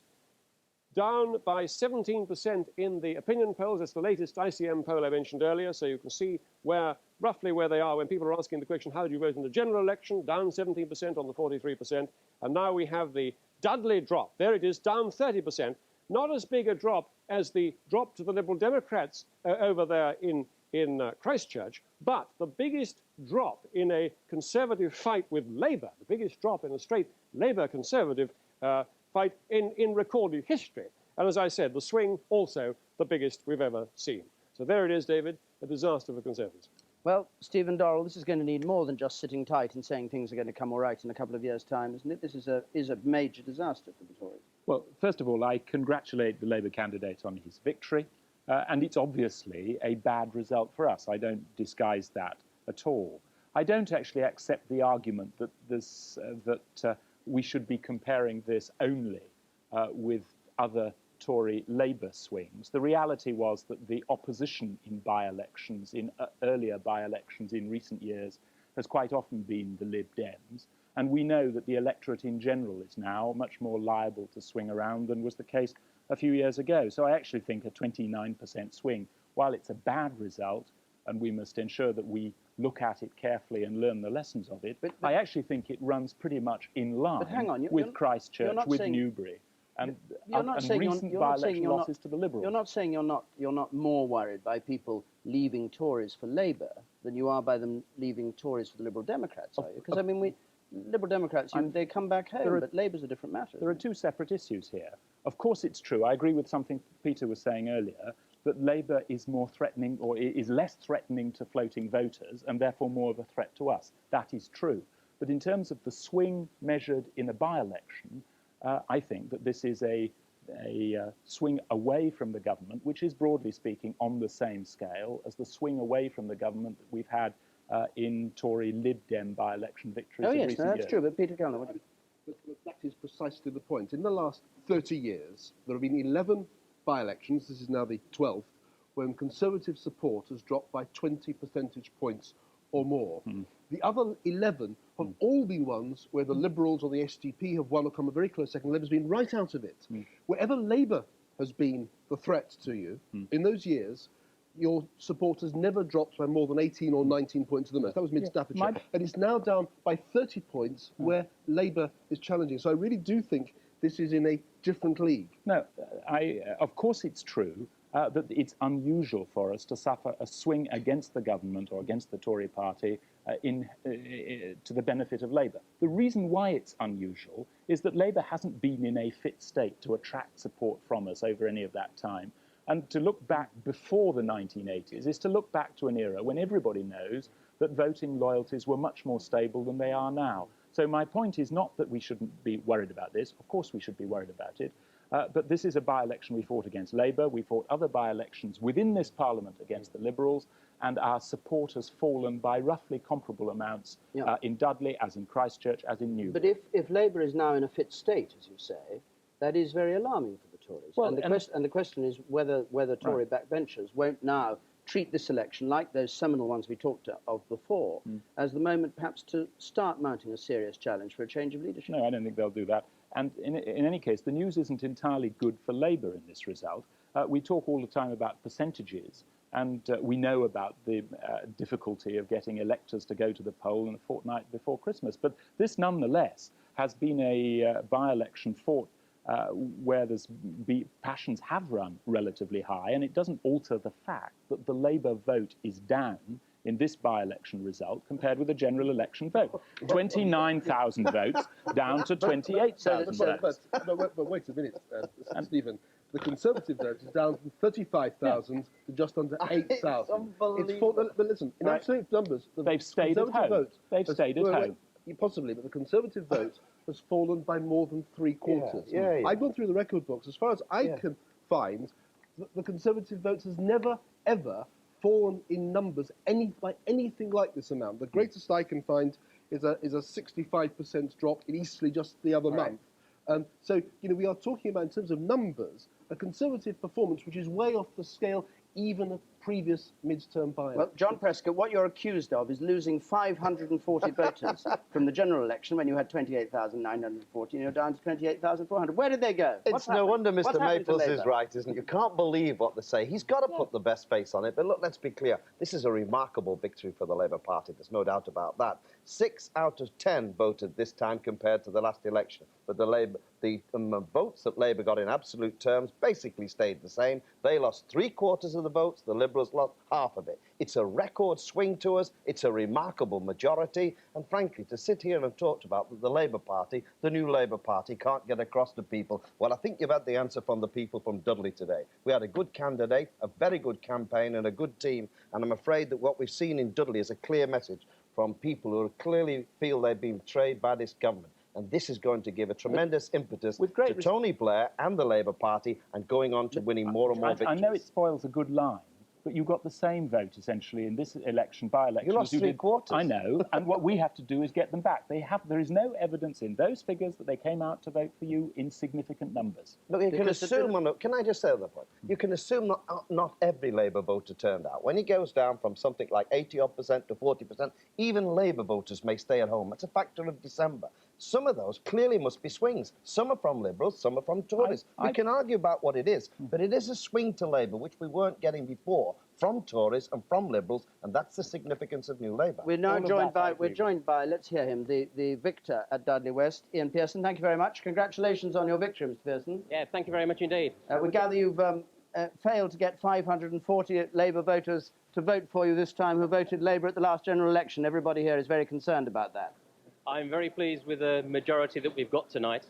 We've got what I understand to be the biggest post-war by-election swing in history. I think the Labour Party is tremendously encouraged by that. We've had large numbers of Tory switchers coming directly over to Labour because they like New Labour and the policies of Tony Blair. Now, what about the argument that Stephen Dorrell's been putting, that the Tory voters may have stayed at home because the turnout is a great deal lower than the Eastleigh by-election, for instance, where it was over 70%, and this is only 47%. It could be possible, couldn't it, that they've stayed at home because they're cross, but they haven't come over to you? I think a lot of Tory voters have actually come over, straight over to Labour and voted for us. You've got to remember that this was a cold night in December. The result that we polled is very similar to the result we polled in Portillo's by-election that was held in December. In fact, if anything, my suspicion is that there are a number of Labour voters who stayed away because they were telling us on the doorstep it was going to be a walkover. There were a lot of angry ex-Tories who came over because they liked Labour, New Labour under Tony Blair. What did they actually like about it? What did you hear them say that they liked? They believe that the Labour Party is a party that keeps its promises. The Labour Party is a party they can trust. The Labour Party is a party that will ensure that the National Health Service is run efficiently. They believe that the Labour Party will look after them and their children and will help raise their living standards. I gather at the general election, this place is going to be turned upside down and run north-south, not east-west. What happens to you? Are you just there until the general election, or will you get a candidature in one of the other seats? I hope to be representing a Dudley seat for a long time to come. And this is the first time that Labour's had it since '79. Do you see it as natural Labour territory, or do you see it now, Dudley West, as prosperous territory, beginning to get through the recession, recovering, and dangerous for Labour? This isn't normal Labour territory. It isn't a traditional inner core Labour seat. It is a relatively prosperous area, but it's relatively prosperous people who are now saying that Labour is the party that we can trust and Labour is the party that meets our needs and aspirations. In your opinion, is the recovery in Dudley in economic terms marked at the moment? Is it what people are saying about the recovery happening, but the voters not giving credit to the Tories for it? I don't think it's that the voters aren't giving credit for any recovery that's going on at all. It's that the voters of Dudley are sick to the back teeth of the Tories, and they like what they hear from us. I must keep stressing that because that's something that's come over plainly to us over the last month of this campaign. Thank you very much, Mr. Pearson, for joining us. It's a pleasure. Thank you. Well, what happened to the Liberal Democrats? Well, I think the Liberal Democrats have done better than we might have expected to. I said to you... 8%, wasn't it? Yes, I said to you earlier on that we would be comparing the result with, for example, the Christchurch by-election, and I'm glad to say I don't find myself in the position that Mr. Peter Mandelson found himself in for Labour at Newbury, where he was looking into camera and saying that 1.9% and a lost deposit was a good result. We've actually done very much better. The squeeze on us has not been as great as it has been on Labour, where we have been the clear second place candidate, and I don't think that's a bad result for us at all. And what's your analysis of this result overall? Do you believe what Stephen Dorrell says about Tories staying away rather than voting Labour and a small turnout? I think you have to recognise that the small turnout means that there has been a swing from the Conservatives to Labour, and that people have gone straight across and made that vote. I think it does show that the Conservatives are in serious trouble. But can we just get these swings into perspective? I don't want to take anything away from Mr Pearson, who is to be congratulated on a very good result, but we actually got a 35% swing in Christchurch and a 48% swing in Southwark and Bermondsey. So the suggestion that it's a historic swing since the war is not really on. Robin Oakley, in terms of the sort of political scene now, this result is obviously a record in all sorts of ways that have been described numerically. What's the message it will bring to John Major and to the Tory backbenchers tomorrow morning? The crucial message is that the Conservatives are now just as much a prey to Labour in by-elections as they have been to the Liberal Democrats. I said at the start of the programme a key test for Tony Blair's new Labour would be if they could achieve the kind of swings and the kind of drop in the Conservative vote that Liberal Democrats have been able to achieve earlier in this Parliament. Clearly the fear factor as far as Labour is concerned has modified enormously. Labour has passed that test and passed it with flying colours. It will be a very nervous business now for John Major and his team. But one of the interesting questions, I think, is whether they can actually last out this Parliament now if they go on losing by-elections at the rate they have been doing. The majority after Dudley, technically with the whipless Tories around at the moment, gives them a minority of 5. Well, supposing we're generous and we assume that the campaign to free the Westminster 8.5, as it's being put now, is successful and they're taken back and given back the Tory whip, there's a government majority then of 13. It only needs 7 more losses in by-elections to wipe that out. The Economist had an actuary do a study a while ago as to the number of Conservative MPs likely to die in the course of an average 5-year Parliament. Grisly study. Grisly study, indeed, but that was 10.73 Tory MPs were likely to die. Sadly, we have lost 3 Conservatives already in this Parliament. Leaves another 7 to go. 7 more losses. 7.73. 7.7. Well, yes, the 0.73, we could cut a point there, I think. But it is now very finely balanced on the average actuarial calculations for a Parliament. It must... John Major is going to have to look at these figures and say they're probably going to have to hang on to the bitter end in this Parliament if they're going to have a chance of winning the general election. But will he be able to hang on that long if the actuarial considerations are borne out? And just before we have a look at that result, does it mean that another leadership challenge and all that turmoil on the backbenches is likely to follow from tonight? No, I don't actually believe that we will see immediate pressure for a leadership challenge. I think there would have been a leadership challenge by now if the Conservatives who want to get rid of John Major were able to agree on the candidate they would back to do so. They still can't agree on a candidate who would suit them to replace him, and John Major got through the Tory process, which happens once in every parliamentary session. Just before he hit real trouble on VAT and the European Communities Bill, and he can't technically be challenged till next November. That leaves us with the scenario of the men in grey suits going in and asking him to step down. I don't think he would accept any invitation to step down from them if he got it, and I don't think we're going to see renewed pressure for a Tory leadership. This was a result that will have been discounted. Discounted even on the basis of being the biggest swing from Conservative to Labour this century in a by-election. Because almost every result we see now in by-elections sets new records, and I think people are less astonished by the records now than we were a year or 2 back. Overexcited by Peter Snow, I expect.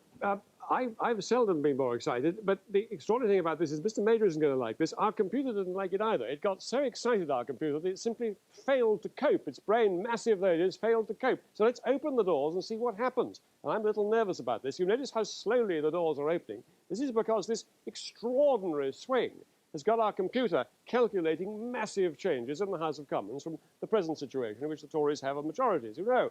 Now, let's first of all visit the opposition benches, and I'll explain to you what actually happened when we first fed the figures for the changes in Dudley into all the seats in Parliament at the moment, what happened, because he blew the computer up. But first of all, let's just look and see who's on the opposition benches. Not Tony Blair, I can tell you that for certain. Paddy Ashdown, 18 Liberal Democrat MPs. Now, who else is on the opposition benches? Could it be Could it be? Could it be? Could it be? Yes, Mr. Major, with just one member of Parliament forecast in the result in this switch of all the votes in all the parliamentary seats in accordance with Dudley. But let me let you into a secret. When we first fed the figures into our computer, because actually on that swing Mr. Major would end up with no MPs, we had to put the one in to make the computer work. In fact, that should be 0. There would be no Conservatives in the House of Commons. There are the 25 others. Now, very slowly again, because we're working very hard to accommodate this change, 326 is the magic figure Tony Blair needs to win an overall majority. Will he make it? Don't all shout at once. Here we are over on the government benches then. Tony Blair's picture will pop up there and we'll see all the red figures representing Labour MPs heading for the winning post, the 326, the magic figure you need for an overall majority. And yes, coming up to it, just through it, decisively through it, very decisively through it, with 607 MPs on the changes in Dudley. And again, let's just move as quickly as we can around to see how the government and opposition line up altogether when you total them up. There you have an opposition figure of just 44, just one over here, which shouldn't really be here at all. It should be 43. Government 607. It would be a Labour majority of 563. Well, John Prescott, that would be a very difficult Labour Party to run, wouldn't it? Yes. There'd be split after split there. It'd be very good. I think it's a remarkable result, and we're of course going to be very, very happy tonight with that particular result. And it just identifies the trend that's been going on for a long time. And what is interesting, the result tonight confirms the polls, doesn't it? Pretty well exactly that were carried out in that constituency. And that's very interesting indeed. And I think it is a marked shift and change. And it has showed, in fact, that they've lost trust in this government and they are seeing that the Labour is the alternative. And that's got to be welcomed by ourselves. Stephen Dorrell, is there anything particular you think they should do? I mean, can you still have a Conservative Party chairman who says that, goes around making sort of gaffe after gaffe and saying victory is idle speculation? Yeah. Or does he have to go? Somebody must be sacrificed after tonight, knowing the Tory party, mustn't it? Somebody will be sacrificed. No, David, that's exactly the way that a political party should not react to this kind of let's circumstance. Keep that chairman. Those graphics from Peter Snow, well, they're great fun. We've seen them before. I've read in the 1980s, after various by-election defeats, that we were going to be reduced to 1 in the next House of Commons, and we won with a majority of over 100. I don't think that's serious. What is serious is to ensure that the Tory party looks at the causes of its unpopularity, its failure to secure the support of its own natural constituency in Dudley West. I said at the beginning of the programme, I think that's partly down to natural midterm blues. I think that's been substantially enhanced by the political difficulties we've run into in the second half of this year, notably recently on VAT in Europe. And I think it's also partly the honeymoon effect with Mr. Blair. All those things have worked to make this an extremely difficult by-election for us. What we need to do as we look forward into 95 is to address those problems and move our attention and the attention of the electorate onto the need for sustainable economic recovery, improving living standards, improvements in the health service, improvements in education, which are the day-to-day business that are being delivered by this government. All right, well, let's hear it from the horse's mouth. We're joined by Graham Postles. Thank you very much for coming to our cameras, Mr. Postles. Must have been a pretty shattering defeat for you and the Conservatives in Dudley West, a record swing against you. But you've been treading the streets. People have been praising your candidacy all the time. What message do you bring to the Conservative Party about what went wrong in Dudley West and what can be done to improve things? Well, first of all, I bring a message which says that the Labour Party in this by-election has failed to even secure the vote it secured in the 1992 general election. And clearly what we've seen today is that we've had an awful lot of Conservative voters who have not felt sufficiently motivated to come out and support us. We fought the campaign on a very positive agenda. We sought to draw a distinction, which was fairly easy, because whilst we had policies which were appealing to people on law and order, improvements in the health service, and a whole range of important issues that people were raising on the doorstep, all we got from our Labour opponents was a policy vacuum. They simply had no message for the people of Dudley West. And clearly it's reflected in the fact that they haven't got even their core vote out, and it shows that we have a lot of work to do to ensure that we continue to aggressively put across our message to our supporters here and across the country to ensure that when the next general election comes, they are motivated to come out and support. Even if that analysis were true, You're saying that 27,000 Tory voters stayed at home today. None of them went and voted Labour.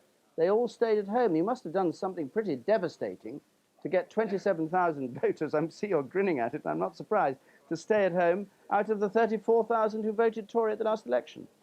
Where we actually went out onto the doorsteps, and obviously by-election, as you know, is a short period of time, it's about 3 weeks.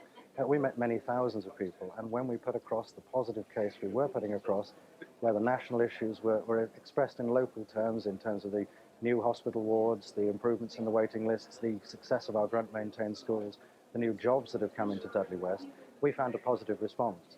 And I hope that my candidature motivated some of those people to come out and vote today. But clearly the basic issue is that the Labour Party hasn't even secured the vote it secured here in the general election in 1992. We've got that point, and I understand why you keep making it, because it's about the only point you've got in your favour, because the truth is, surely, even Stephen Dorrell here admits it, that the government is in deep trouble at the moment, and that's why things have gone badly. What I'd like to hear from you, because I think it might help John Major at number 10, for instance, is to tell him, Kenneth Clarke perhaps, what it is that the government can do now to get the Tory vote back, to stop this kind of thing happening at a general election in a couple of years' time. Well, it's nice to see you have Stephen Dorrell with me, and as he'll know, because he came here to support my candidature in this election, the people of Dudley West do have concerns, and we've been addressing them. But we do need to emphasise our policies and to clarify the effects that they're having. We need to demonstrate to people that, for example, law and order is an issue where we take a much stronger line than our opponents. What this by-election, I think, has done is it's really started to emphasise the significant difference between ourselves and the Labour Party, in that whilst we are putting forward policies, they are shadowboxing and hiding behind cosmetic exercises that nobody's really fooled by. Did you pick up disaffection with the Tory leadership? I mean, I certainly heard that from Tories who were going to vote Labour, that they were fed up with John Major. They thought he was a ditherer. They actually preferred Mrs Thatcher. I don't suppose they're going to get her back. We saw 8 Conservative, or supposedly former Conservative voters with Tony Blair only a couple of days ago in this constituency, and they couldn't actually come up with one positive reason why they should actually vote Labour. And indeed, my Labour opponent in one of his press conferences earlier this week was asked directly to name 3 reasons why people should vote Labour today. He couldn't name one. And I think that is the message that has clearly come out of this by-election. We have a lot of work to do to ensure that our supporters understand our policies and see the positive results that they are producing in the areas that really concern them, like law and order, like jobs, like the health service. All right. So you're going to be there for a return match when the general election comes? Well, obviously, that's in the hands of the constituency party. And, of course, as you're probably aware, the seat is actually abolished in the Boundary Commission review. But there will be a Dudley North and a Dudley South. And, obviously, I shall probably be putting my hat into the ring when that happens. Graham Postles, thanks very much indeed. That's a pleasure. Well, building on what he said about the reason that people voted the way they did, we've had a team out and about in Dudley today, this very day, asking the voters as they left the polling booths the reasons behind their choice. Let's hear first from long-standing Tories who defected to Labour today. I haven't voted Labour in 30 years. We've always voted Conservative, but this time we've had enough. The state of the country, particularly the Midlands, is dreadful. What is the particular problem? Well, it's the economy. Some people are getting very rich and the rest of us are just getting worse off and worse off all the time. I think the present government's made a real hash, you know, and it is time for a change. They've got so used to being in government that I think they're getting a bit blasé, aren't they? The record between themselves is absolutely disgraceful, isn't it? If they can't agree between themselves, how can they agree on a policy? Well, I think there's too much infighting. They've got 1 or 2 very strong characters, and I think they're more concerned about getting to the top of the Tory party than looking after the people who put them there. They seem to have hit all the pensioners. They still hit them now. I mean, I have a cigarette and I enjoy a drink and I drive a car, so they've hit me in every direction. This government at the moment, as I say, I've always voted them previously. They've closed everything down. They're quite willing to pay unemployment pay, where for a fraction of it, they could have actually subsidised some of the industry to keep them going till things are better and keep the employment up. To me, they're crackers. So a fairly wide range of disaffection, Stephen Dorrell, including arguing, infighting, blasé about the voters. Yeah, I don't accept we're blasé about the voters. I certainly obviously accept, I have accepted several times in the course of the programme, that arguments within the party are not going to strengthen our electoral position. If some of our own colleagues don't agree with the line we're taking, it's quite hard for us to persuade the wider electorate to agree with it. Well, how do you persuade your own colleagues? Well, I mean, that's as you say, the most important job. I don't think it's the most important. I listed it as one of the things we have to deal with. There will always, in any political party, be differences. If a political party is to win the voters' trust, it has to demonstrate that it can reconcile those differences. But this disagreement in the party, these disagreements are destroying the party, aren't they? What do you say to the people the ones who haven't got the whip, for instance, now, the people who are already, according to tomorrow's Times, Major urged to retreat in a new rebellion by the Tories? I mean, their stories are likely to go on, aren't they now, in this current mood of sort of irritation and disaffection? Yeah, I've only read the front page of the Times. That looks like, to me, as an argument that will go on in a political party at any time as part of routine business, and it's part of the function of party management to reconcile those differences. Well, the remaining issue that everyone knows there is an argument going on within the party about is the future course of our European policy. That is something we have to sort out and put straight if we're to secure public trust. That Maybe is quite impossible. true. Maybe impossible to do. I must say it's also, of course, a difference that exists quite as deeply in actually broadly the same proportions within the Labour Party. There's nothing unique to the Tory party. Except that you're in government, and it shows. It's perfectly true to say that a government with a small majority is more at risk when it encounters difficulty with its own backbenchers than a government with a big majority or an opposition. But if you look at the stance that the Conservative Party takes, the stance that the Labour Party takes, on European questions, neither party is fully united. But since you are in government, and as you have been in power for 15 years, if it's not John Major's fault, if it's not a matter of the leadership, but actually deep-rooted divisions in the party, may you not have become ungovernable as a party and therefore unfit to govern? No, I don't think there's any evidence of that. What we clearly need to do is to reconcile the party on European questions and then move on to actually the questions that the electorate at the end of the day care more about, because none of those voters emerging from that polling station, mentioned Europe. They did talk about disarray, and then they went on to talk about pensions policy, the economy, about the health service. Those are the issues that at the end of the day will determine which way people vote in a general election. And on all of those issues, the Conservative government has a good story to tell.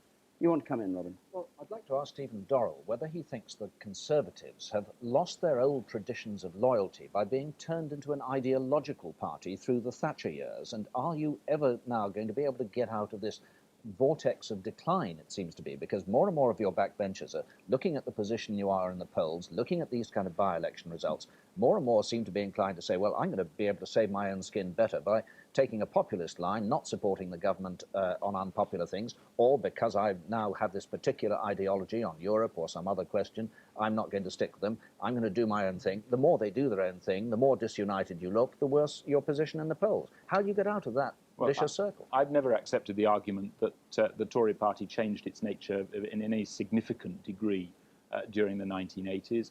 I think that there always have been differences. There were differences between Wellington and Canning nearly 200 years ago. There are differences in any political party. We even occasionally hear a smidgen of disagreement between Mr. Prescott and his leader.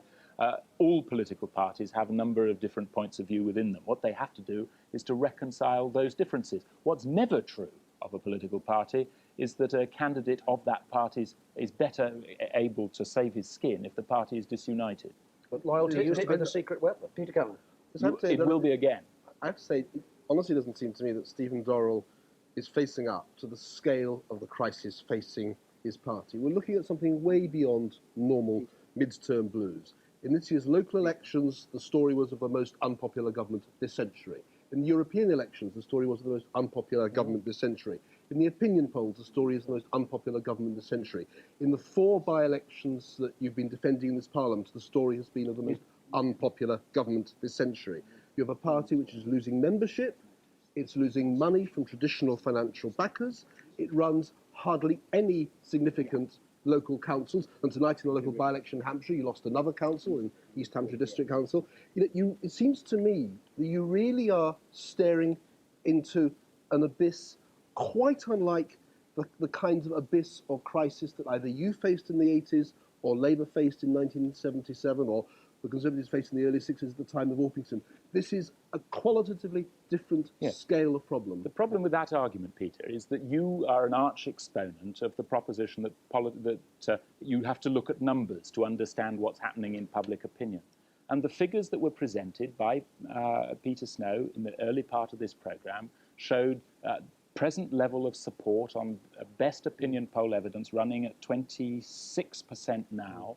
That compares with 27%, hardly a statistically significant difference, in January of 1982 and 30% at the time of Western. Now, none of those circumstances were comfortable circumstances for the Tory party. It is not my case that we have no difficulties and everything will come right naturally. Of course, that is nonsense. But it is not true to say that this is fundamentally different all right, from them. let me bring in Nick Harvey on this. Now, what's the message for the Liberal Democrats in all this? Nobody on that film was talking about the Liberal Democrats. Everybody was just talking about switching to Labour. It's not. I mean, you're sort of left out of this tonight in a way because you came bottom of the poll, because apart from Paddy Ashdown saying you'd squeeze the Tories out, nobody expected you to do very well. But it actually isn't a very good result for Liberal Democrats, is it? It's a dangerous result. If all the things that the voters are saying are true, that Labour is becoming electable, it means Liberal Democrats are no longer necessary as a way of protesting at the Tories. Let's face it, Dudley West is not a seat that's high on our list of targets or that we would be seeking to win at a general election. And the evidence of the Parliament so far on the 4 by-elections that the Tories have been defending is that where the Liberal Democrats have been seen to be in second place in the challenges, it's we who have done well. And tonight Labour have had their night because they were in second place and they were seen to do well. And I think that the evidence from the current opinion polls, which Peter Snow was analysing earlier, and from tonight's result, is that the Liberal Democrats, in the seats where we are poised in second place, will do well from a swing against the government. And I don't think we've anything particularly to worry about from tonight's result. I think if we hold our nerve and campaign on our policies in our strong areas, we're going to do perfectly well. Stephen Richards in Dudley West, let's just hear from you what the effect has been up there on the people you've been meeting right through the campaign of this result. Well, I think the result is very much in line with what most people expected, to be honest. The Conservatives never had a chance here from the word go, and I doubt very much if the campaign for the Conservatives or the higher-profile Labour campaign made much difference at all. There is deep discontent in this area with the Conservatives. You found that on every high street and every doorstep.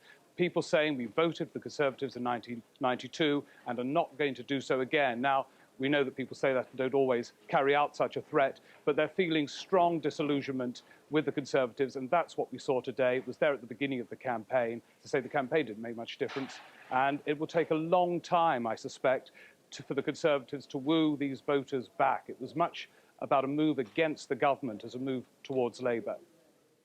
Steve, thanks very much.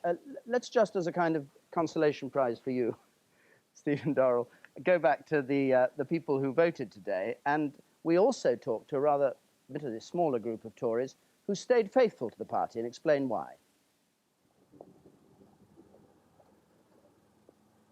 There's only one way to vote. That's Conservative. Why? Well, what have they done with the economy? They've kept it stable, and that, to me, is very, very important. I am an admirer of John Major, and I agree with their policies, especially on Northern Ireland. And I just don't feel, as a young person being brought up under a Labour government, especially Harold Wilson, that I just can't feel safe with a Labour government again. They're the best party. The other party doesn't have, you know, all they do is nitpick. They don't have any policies of their own. Can you just tell us why you voted Conservative? Because I am a Conservative. And you're happy with the present government? I think it could be improved, but I don't think anybody else has got a better answer. So what do you think of Tony Blair's Labour Party? Not a lot. So we haven't won them all, John. No, they clearly represent the 7,000 votes that they got tonight that are people who still believe in the Tory party. But, you know, it can't simply be put down to ignoring the evidence, as Stephen Dorrell is. Let me just call in aid the Vice Chairman, Mr Maples, on the electorate, because that was what was reflected on what they said on the television. What we are saying is that odds with their experience, which leads them to conclude that we are out of touch, lying, don't care and think we are stupid. In other words, they're not trusted. That's the own Tory party vice chairman giving his report to the Prime Minister. And I think what we're now witnessing is further divisions coming in the Tory party in Europe. We've got the Nolan inquiry going to come to remind us of the sleaze that they've been involved in. There's the Scott inquiry about the Iraq Gate. In the next 12 months, we're going to see more and more of division inside the Tory parties, reminding the electorate of this. And frankly, that means another nail in the coffin. And just remember that the mid-staffs one was 21% swing, I think, to Labour. This is another big swing against them, and that got rid of Thatcher. And I think the nail must be in the coffin of Major. And unless, of course, it's such a shock that the party pulls itself together and reunites. I think it's gone beyond that, quite frankly. They might reunite, but the people are fed up with us. They've run out of ideas, they're out of time, and they want to be put out, and Labour's gone about to do it. Right, well, let's just have a look, a reminder at the result today, or tonight, of Dudley West. Labour victory, 28,400 for Ian Pearson, majority of 20,694 over the Conservatives, 776. The biggest swing at 29%, apart from one erratic by-election this century. There's the share of the vote. Labour on 69%, the Conservatives down on 19%, Liberal Democrats on 8%, and others on 5%. And the change from 92, Labour up 28, Liberal Democrats down 3, Conservatives down 30, the others up 5. So that's the scale of the swing, 28 up for Labour, 30% down for the Conservatives. Dudley West, Labour victory. Tony Blair has, from his office rather, from a jubilant office, we've just had this message, I quote, "The people of Dudley West have spoken for the people of Britain. They've spoken out in favour of the new Labour Party and against the old Tory Party. We must build on this success. We have a strategy and we have a mission. The strategy involves renewing our party to regain the people's trust. The mission is to renew our country." So that's Tony Blair's reaction to all that. Well, there'll be a lot more of this in the morning. Breakfast time, among other places, we'll be discussing it. From all of us here, thank you very much for joining us. Thank you, and good night.